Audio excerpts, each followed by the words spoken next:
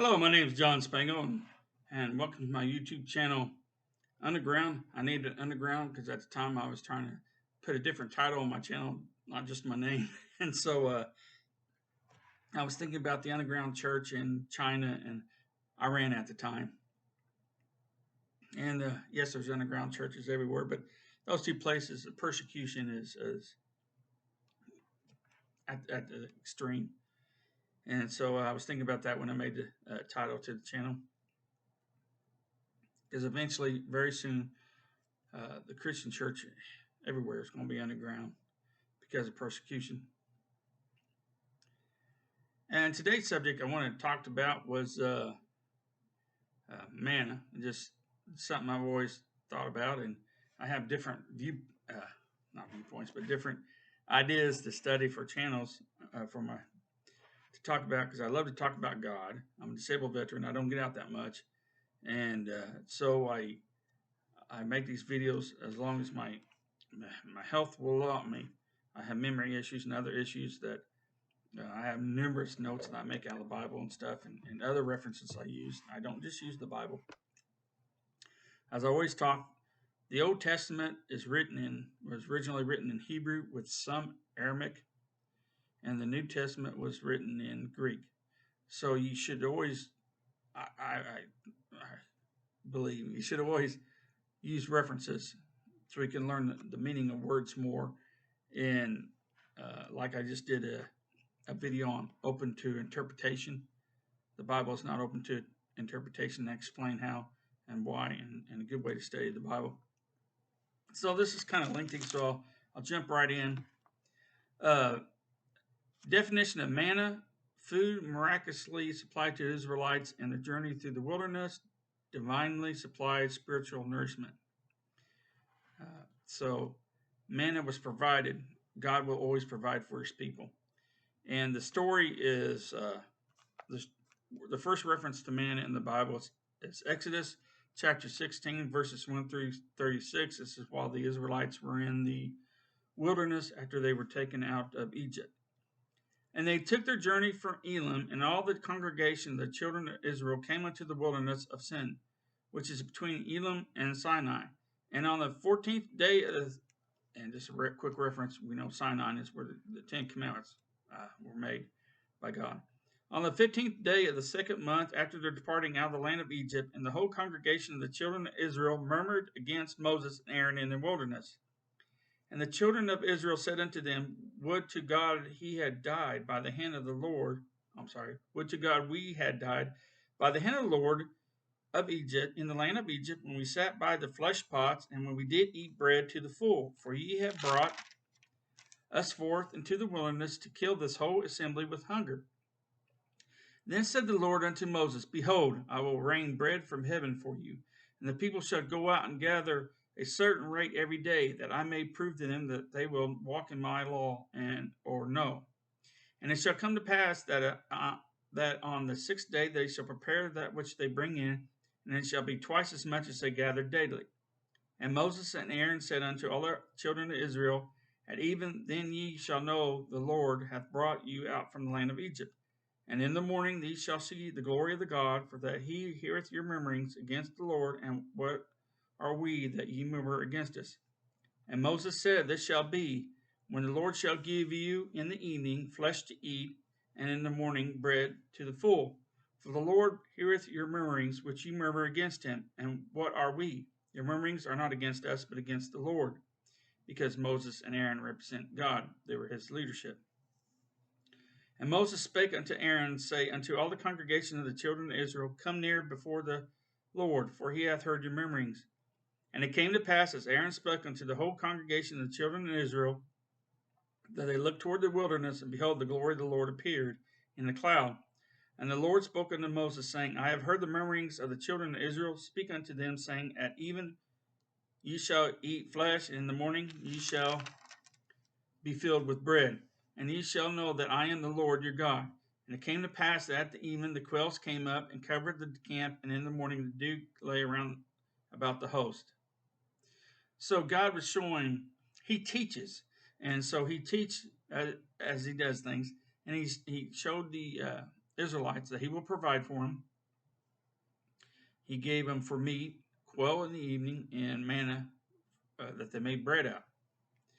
And I'm going to describe further about manna, how it is described and gathered. And when the dew that lay was gone up, behold, the face of the wilderness, there lay a small round thing as small as the hoar frost on the ground. And when the children of Israel saw it, they said one to another, It is manna, for they wished not what it was. And Moses said unto them, This is the bread that the Lord hath given to you. Eat, this is the living thing which the Lord commanded to gather, every man according to his eating, an omer for every man according to the number of your persons. Take ye every man for them which ye are in the tents. And the children of Israel did so, and gathered some more and some less. And when they did meet it with an omer, he had that gathered much had nothing over, and he had gathered little had no lack.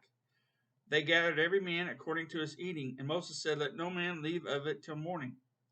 Notwithstanding, they hearkened unto Moses, but some of them left of it until the morning, and it bred worms and stank, and Moses was wroth with them.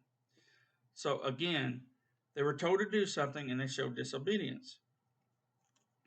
And they gathered it every morning, every man according to his eating, and when the sun waxed hot, it melted. And it came to pass that on the 6th day they gathered twice as much as bread, 2 omers for one man. And all the rulers of the congregation came and told Moses, Tomorrow is the rest of the holy Sabbath unto the Lord. Bake that which ye will bake today, and seethe that ye will seethe, and that which remaineth your lay up, for you to be kept until the morning. And they laid it up until the morning, as Moses bade, and it did not stink, neither was there any worms therein. So long as they were obedient, the extra they had, remember the week before, they left some, and it turned to rot. This time they had something cooked extra. They didn't have no places to to store it in, the airtight, so it would have rotted. But since they were obedient, God didn't allow it to rot. And Moses said, Eat that today, for today is a Sabbath unto the Lord. Today ye shall not find it in the field. 6 days shall gather it, but on the 7th day, which is the Sabbath, and there shall be none. And it came to pass that there went out some of the people on the 7th day to gather, disobedience, and they found none. And the Lord said unto Moses, How long refuse ye to keep my commandments and my laws? See for that the Lord hath given you the Sabbath, therefore he giveth you on the 6th day the bread of 2 days. Abide every man in his place, let no man go out of his place on the 7th day. So the people rested on the 7th day. It was a restful. The Sabbath was set up for a restful honors to God. The Sabbath wasn't for us to rest. It was because God rested, and we honor him for his creation. And the house of Israel called the name thereof manna, and it was like wafers made with honey. So they made like little wafers with the manna, beat it into wafers, and made with honey. In other words, it was sweet taste. And Moses said, This is the thing which is the Lord's commandment.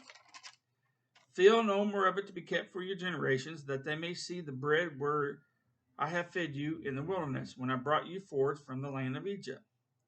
And then Moses said unto Aaron, Take a pot, and put an omer fill of manna therein, and lay it up before the Lord, to be kept for your generations. As the Lord commanded Moses, so Aaron laid it up before the testimony to be kept. And the children of Israel did eat manna 40 years, until they came to a land inhabited. They did eat manna until they came unto the borders of the land Canaan.